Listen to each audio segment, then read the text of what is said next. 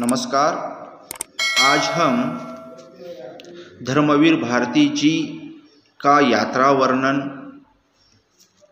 ढेले पर हिमालय की चर्चा करने वाले हैं। शुरुआत है यात्रा वर्णन की, यात्रा साहित्य की। ढेले पर हिमालय खासा दिलचस्प शीर्षक है ना। तो अपनी यात्रा शुरू करने से पहले कि इस यात्रा वर्णन का नाम ढेले पर हिमालय कैसे रखा गया उसकी चर्चा कर रहे हैं। ढेले पर हिमालय खासा दिलचस्प शीर्षक है ना, और यकीन कीजिए इसे बिल्कुल ढूंढना नहीं पड़ा, बैठे बिठाए मिल गया। अभी कल की बात है, एक पान की दुकान पर मैं अपने एक गुरुजन उपन्यासकार मित्र के साथ खड़ा था कि ढेले पर बर्फ की सीले लादे हुए बर्फ वाला आया। ठंडे चिकने चमकते बर्फ से भाप उड़ रहे थे। मेरे मित्र का जन्म स्थान अल्मोड़ा है। ये क्षण भर उस बर्फ को देखते रहे, उड़ती हुई भाप में खोए रहे और खोए खोए से ही बोले, यही बर्फ तो हिमालय की शोभा है। कि एक व्यक्ति जो है ढेले पर बर्फ की लादी लेकर जा रहा था, और जैसा कि हमने देखा है कि बर्फ जब होती है ज़्यादा, बर्फ की लादी से क्या होती है, भाप उड़ने लगती है और उस भाप में वो खोए रहे, क्योंकि वो खुद ही क्या है, हिमालय से है, अल्मोड़ा से है। ये हंसे भी, पर मुझे लगा कि वह बर्फ कहीं उनके मन को खरोंच गई। और ईमान की बात यह है कि जिसने 50 मील दूर से भी बादलों के बीच नीले आकाश में हिमालय की शिखर रेखा को चांद तारों से बात करते देखा है, चांदनी में उजली बर्फ को धुंधले हल्के नीले जाल में दुधिया समुद्र की तरह मचलते और जगमगाते देखा है, उसके मन पर हिमालय की बर्फ एक ऐसी खरोंच छोड़ जाती है जो हर बार याद आने पर पीड़ा उड़ती है। मैं जानता हूँ, क्योंकि वह बर्फ मैंने भी देखी है। तो यहाँ से इस यात्रा वर्णन की शुरुआत होती है कि उस पीड़ा को जानते हैं जो बर्फ देखने की बात होती है। उस लेखक के मन की कचोट को वो समझते हैं। कैसे समझते हैं वो उसका वर्णन आगे करते हैं। सच तो यह है कि सिर्फ बर्फ को बहुत निकट से देख पाने के लिए ही हम लोग कौसानी गए थे। नैनीताल से रानीखेत और रानीखेत से मचकाली के भयानक मोड़ों को पार करते हुए कोसी से एक सड़क अल्मोड़ा को चली जाती है, दूसरी कौसानी। कितना कष्टप्रद, कितना सूखा और कितना कुरूप है वह रास्ता। पानी का कहीं नामो निशान नहीं, सूखे भूरे पहाड़, हरियाली का नाम नहीं। ढालों को काटकर बनाए हुए टेढ़े मेढ़े रास्ते पर अल्मोड़ा का एक नौसिखिया और लापरवाह ड्राइवर, जिसने बस के तमाम मुसाफिरों की ऐसी हालत कर दी कि जब हम कोसी पहुंचे तो सभी के चेहरे पीले पड़ चुके थे। कौसानी जाने वाले सिर्फ हम ही थे। वहां उतर गए। कौसानी जाने वाले सिर्फ हम ही थे। वहां उतर गए। बस अल्मोड़ा चली गई। सामने के एक टीन के शेड में कांट की बेंच पर बैठकर हम वक्त काटते रहे। तबीयत सुस्त थी और मौसम में उमस थी। 2 घंटे बाद दूसरी लॉरी आकर रुकी, और जब उसमें से प्रसन्न बदन शुक्ल जी को उतरते देखा तो हम लोगों की जान में जान आई। शुक्ल जी जैसा सफर का साथी पिछले जन्म के पुण्यों से ही मिलता है। उन्होंने हमें कौसानी जाने का उत्साह दिलाया। उन्होंने ही हमें कौसानी जाने का उत्साह दिलाया था, और खुद तो कभी उनके चेहरे पर थकान या सुस्ती दिखी ही नहीं, पर उन्हें देखते ही हमारी भी सारी थकान कापुर हो जाया करती थी। तो कौसानी जाने का जो सफ़र है, उस सफ़र की जद्दोजहद, उस सफ़र की परेशानी को यहाँ पर लेखक ने चित्रित किया है। कभी पहाड़ों के ऊपर जाना हुआ तो पहाड़ तो दिखने में बड़े खूबसूरत लगते हैं दूर से, लेकिन उसके पास जाने का जो सफ़र है, वो सफ़र जो है, वो रास्ता जो है बड़ा कष्टप्रद होता है। जिसका चित्रण यहाँ पर धर्मवीर भारती जी ने किया है। वो आगे कहते हैं, कौसी से बस चली तो रास्ते का सारा दृश्य बदल गया।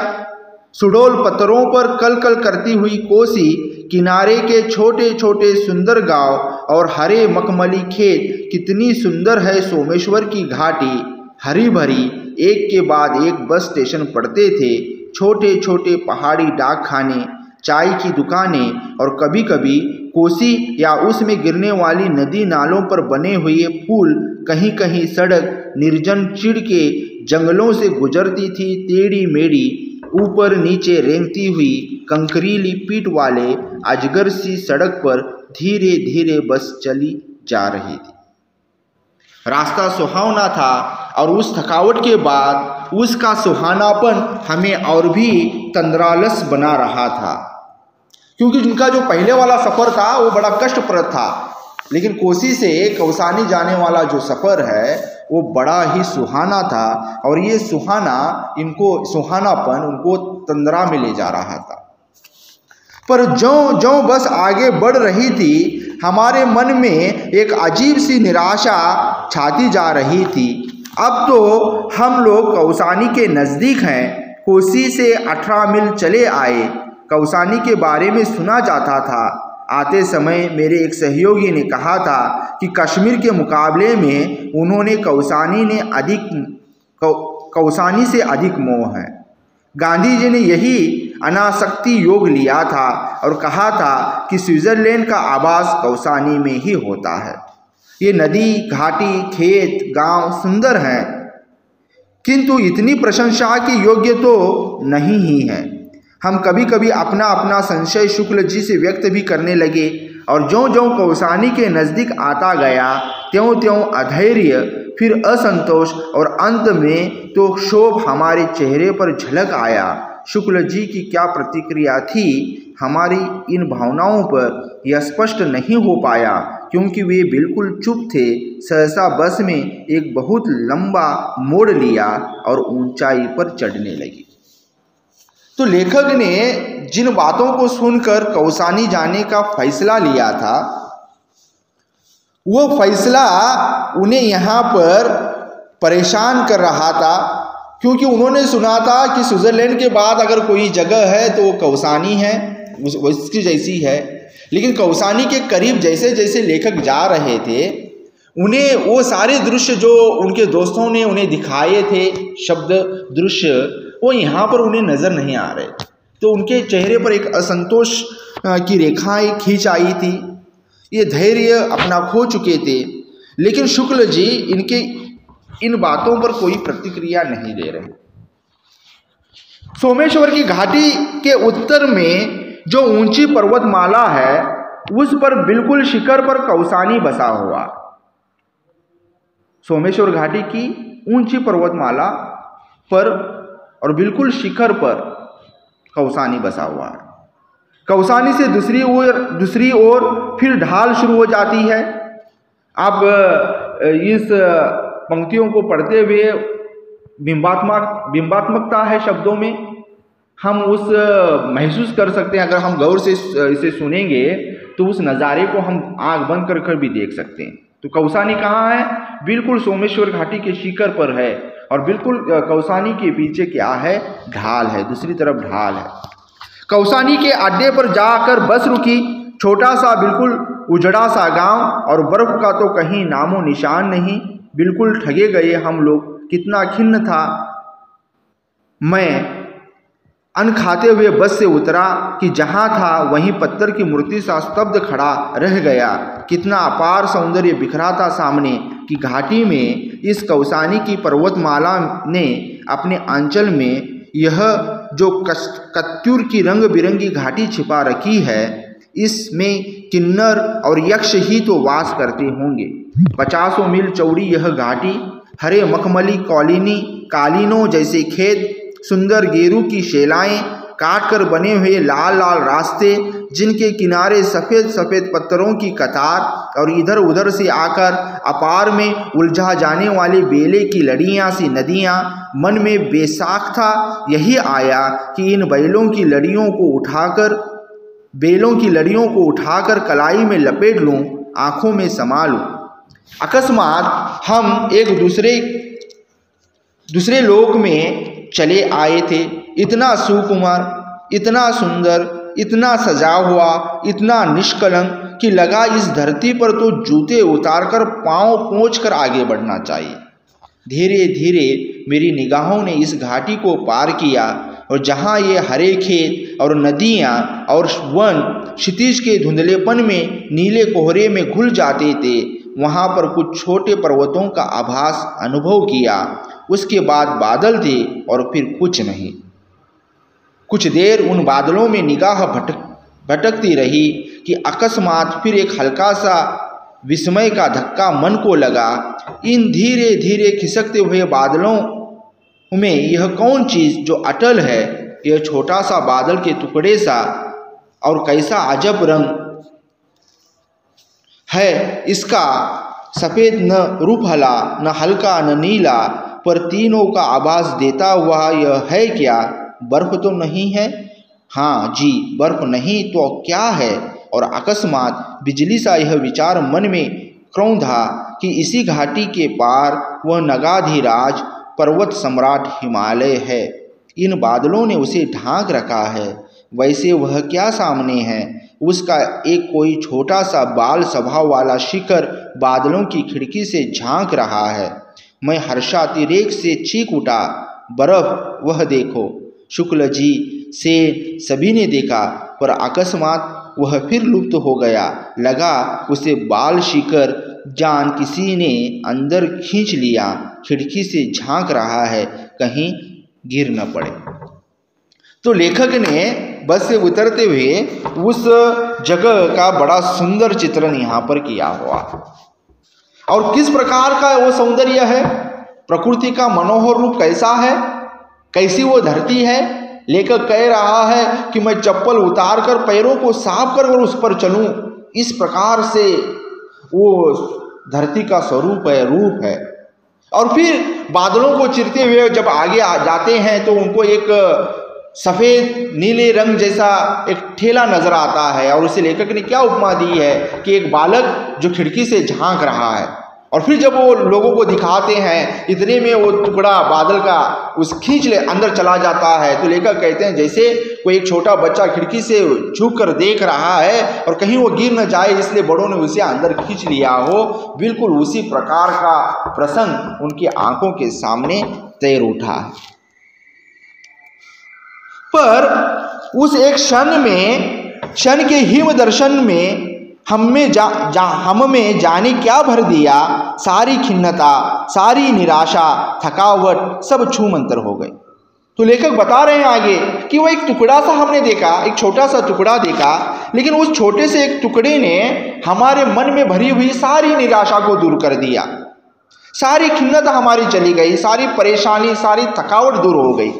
हम सब आकुल हो उठे, अभी ये बादल छट जाएंगे, फिर हिमालय हमारे सामने खड़ा होगा, निराव तो असीम सौंदर्य राशि हमारे सामने अभी अभी अपना घूंघट धीरे से खिसका देगी।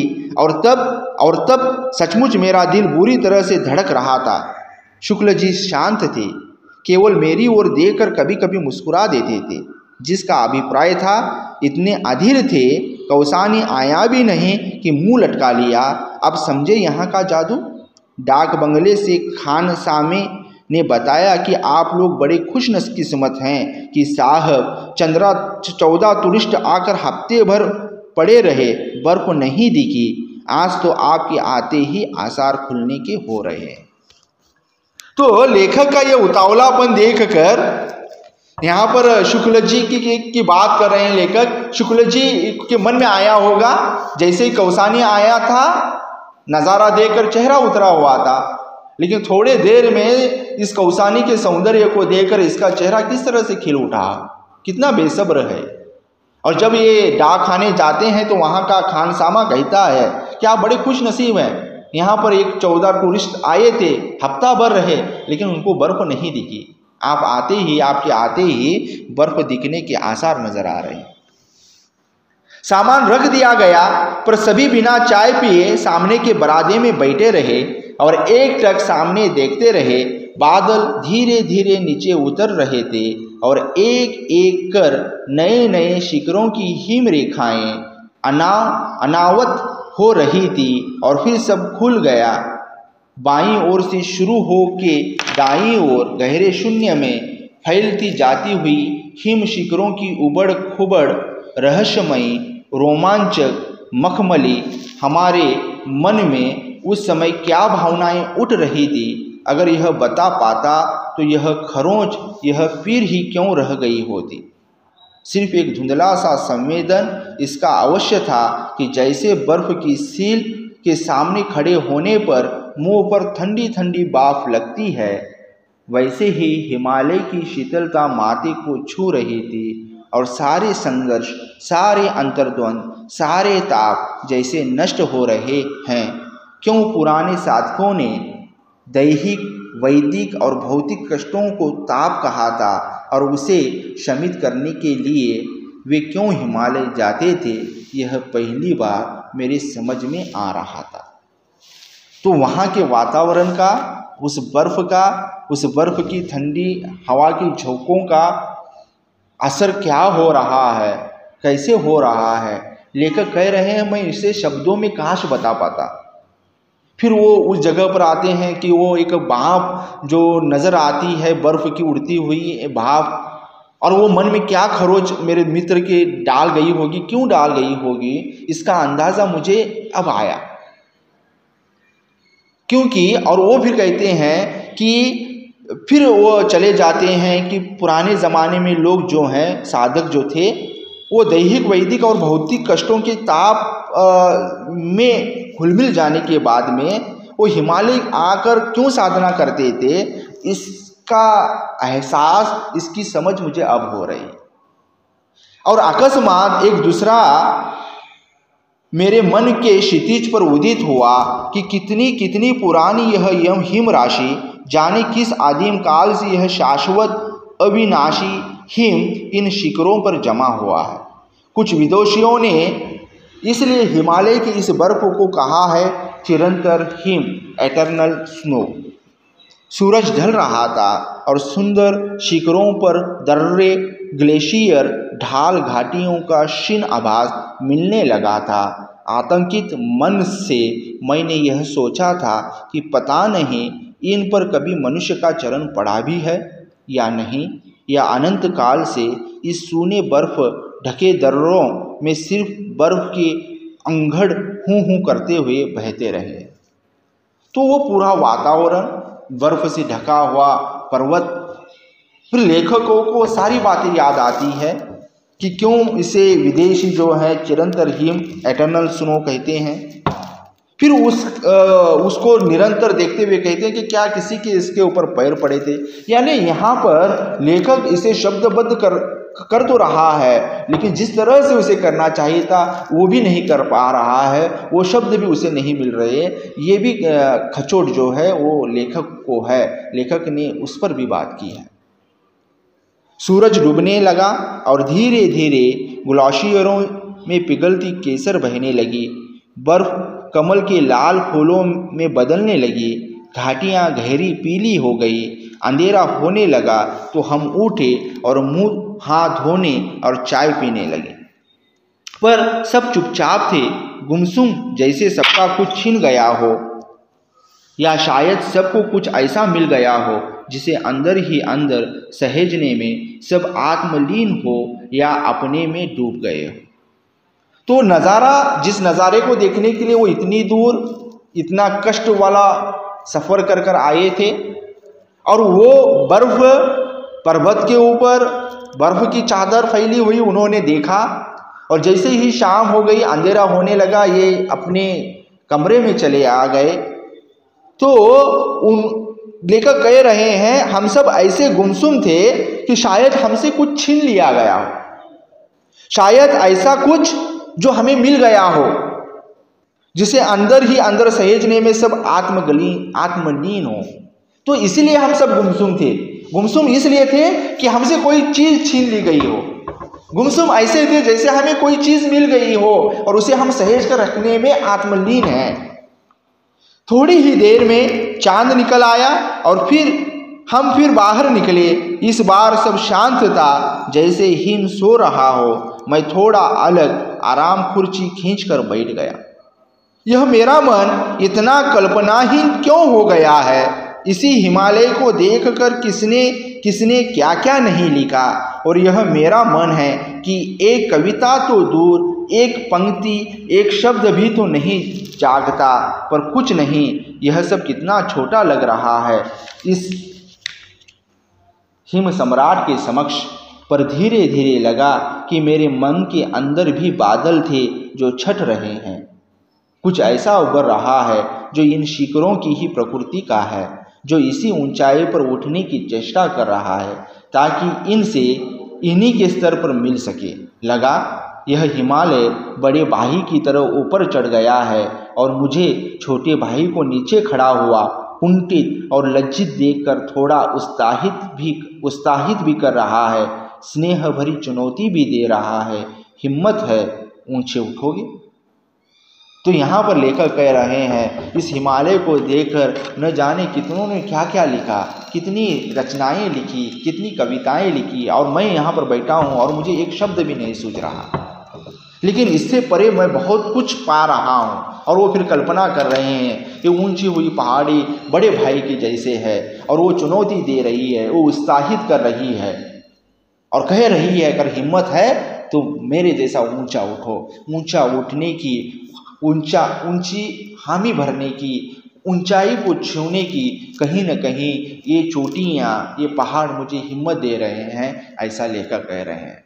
और इस छोटे से इस यात्रा वर्णन में लेखक कम शब्दों में हमें हिमालय की, कौसानी के हिमालय की का पूरा एक दृश्य हमारे सामने खड़ा करते हैं, जिसे पढ़कर सुनकर ऐसा लगता है कि कहीं न कहीं हम उस जगह पर मौजूद हैं। तो उम्मीद है आपको ये यात्रा वर्णन पसंद आ गया हो।